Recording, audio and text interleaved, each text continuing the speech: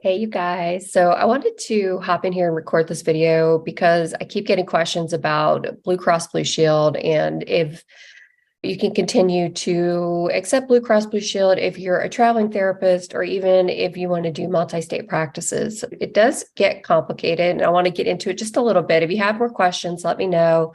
I did talk about this in my most recent episode of the Traveling Therapist podcast, episode 65 and episode 64. I touched on it a little bit as well. We all know that the pandemic is ending soon on May 11th. The public health crisis is going to be ending, and none of us are sure what the insurance companies are going to do. A lot of us, since the pandemic, over time have moved our practices to other states. Some of us are traveling therapists like me, digital nomads, where we just move around and don't have a permanent residence. So Blue Cross Blue Shield has come out with a policy that's super concerning for clinicians that are traveling therapists, clinicians that might be living outside of the state that they're credentialed in. So I just want to talk about that a little bit and some practical ways to handle this if you're in the situation. Before I do that, I want to back up and just say I'm Kim Tolson. I help insurance-based clinicians learn how to bill insurance in their private practices so they don't have to hire billers or pay huge amounts of money to a billing company to run their insurance-based practices for them. I do have a membership group called Bill Like a Boss, where we walk you through the whole thing. We have live meetings every single week. We have a huge training vault of past webinars that we've done on billing and other topics that can help grow your practice and help your practice thrive. The link is down in the bottom in the comments if you want to join Bill Like a Boss. We'd love to have you. I try to stay on top of topics like this and Bill Like a Boss and keep my members up to date with what's happening. So if you're a healthcare provider with a multi-state practice that accepts Blue Cross Blue Shield, or a traveling therapist like me, you may be affected by recent policy changes that could impact your ability to be credentialed in multiple states or to see your clients if you're not living in the state that you are licensed in and credentialed in. I'm a little nervous even talking about this publicly. My passion for helping you guys understand what's happening with all this outweighs my nervousness around my own credentialing with Blue Cross Blue Shield. I got this question basically, and this is the summary of the questions I keep getting. So, wow, I thought of everything with having a multi-state practice, and now I'm hearing that Blue Cross Blue Shield is not letting people be credentialed in multiple states. So this is actually partially true. This is a new thing that Blue Cross Blue Shield is saying to multi-state practices or to people that are maybe, living in a different state, but they might be licensed in multiple states. There's a new policy that's come out. It's not for every single Blue Cross Blue Shield because each one is different in each state, but most of them are starting to implement this policy that essentially you have to credential in every state for your multi-state practice or your personal practice or wherever you want your practice to be. Then you have to bill through your local Blue Cross Blue Shield through that state that you're sitting in at the time of service. That's how it traditionally has worked with Blue Cross Blue Shield. So that's how it used to work. Now Blue Cross Blue Shield, I don't know why, but they've changed this rule.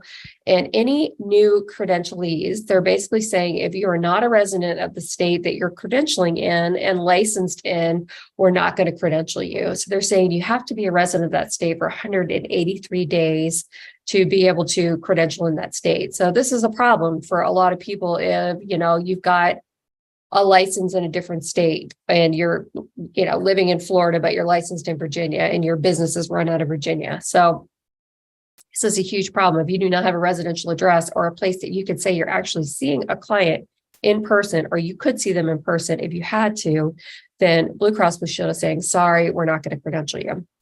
And they're also saying if we find out that you're credentialed in a state that you're not living in, we're basically going to revoke your contract. This is what they're telling a lot of people. And I'm starting to hear stories trickle in about this. I've definitely heard about it in California.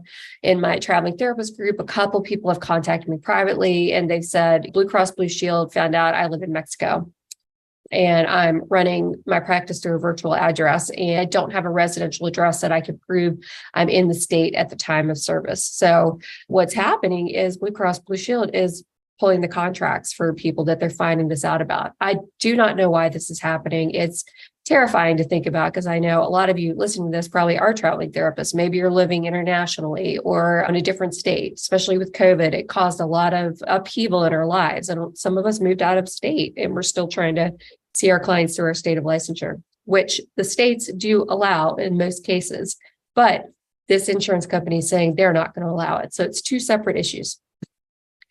So like I was saying, in some states, like in California, this has happened. So people have had these contracts pulled. They have a full caseload of Blue Cross Blue Shield clients.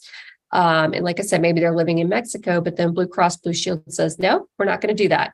If you're not physically in the state, that means you can't see the client in person if you had to, which to me is ridiculous, because obviously we have people we can refer to in our state, other therapists. If we need to, the client needs to be seen in person, we could obviously make that happen. So here's what I would say about that. One, me personally, this is my advice. I would definitely talk to your liability insurance or an attorney that specializes in healthcare law in your state before you do anything. So don't take my advice on this, but this is just how I'm handling it. So first of all, I'm not telling anybody at Blue Cross Blue Shield where I live. I'm not making that public, except for talking about it right now. I'm not going to call them up and say, hey, actually, is it okay if I keep seeing my clients, even though I'm in this situation?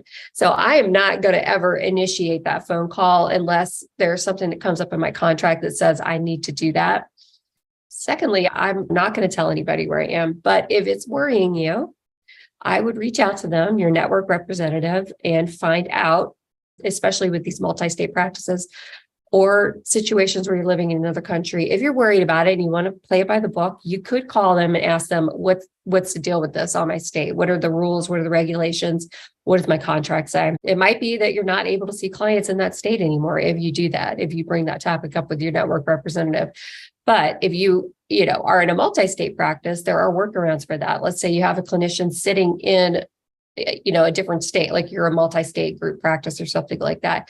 You can have an address there and you can credential that way through that residential address. So there are workarounds for multi-state practices, but for somebody that's working internationally or that sort of thing, if you want to ask them about it, just know that you might not like the answer that you get. So if that happens and they come in and they pull your contract and you've got like a huge caseload, your only option is to tell your clients Blue Cross Blue Shield has done this. And even your only option is to tell your clients that Blue Cross Blue Shield has pulled my contract for this reason.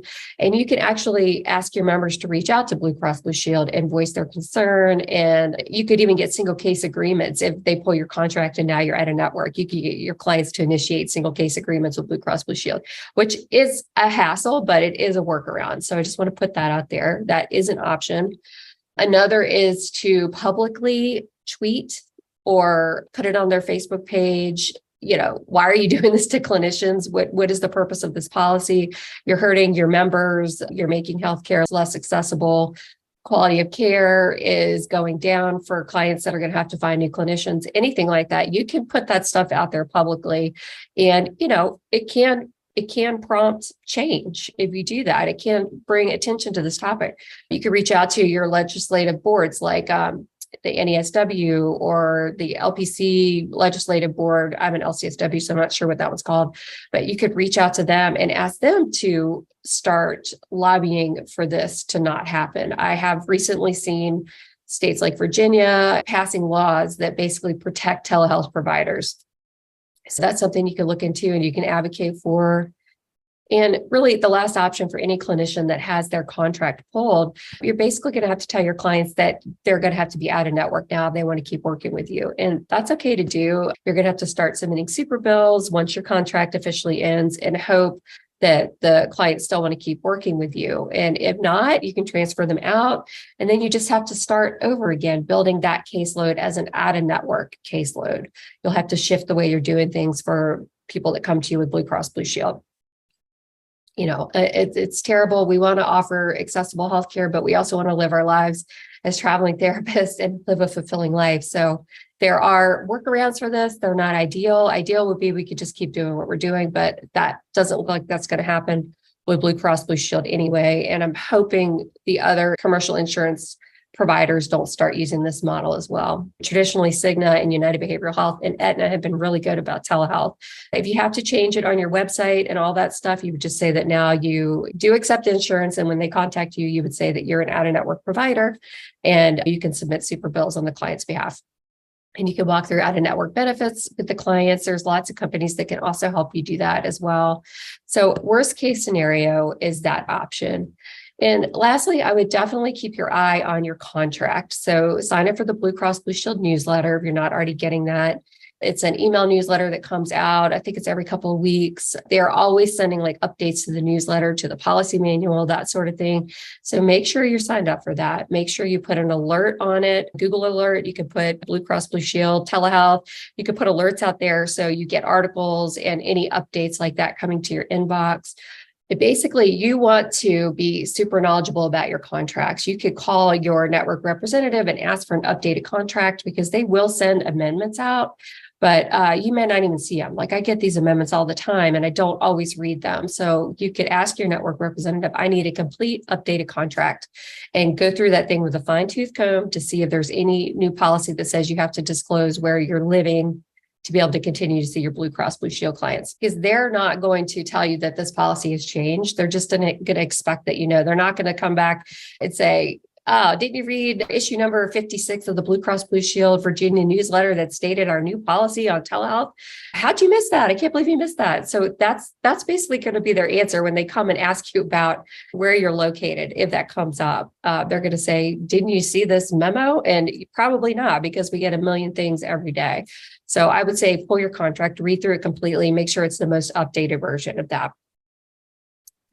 So that's my advice for this right now. I'm trying to stay up to date with this stuff. I'll keep you guys up to date with this stuff. Let me know if you have any questions. Check out Bill Like a Boss if you need help with billing insurance in your private practice. And I'm here for you. Like I said, reach out. And if you have questions, I'll try to keep you updated on what's happening with this stuff. Okay, take care. Bye-bye.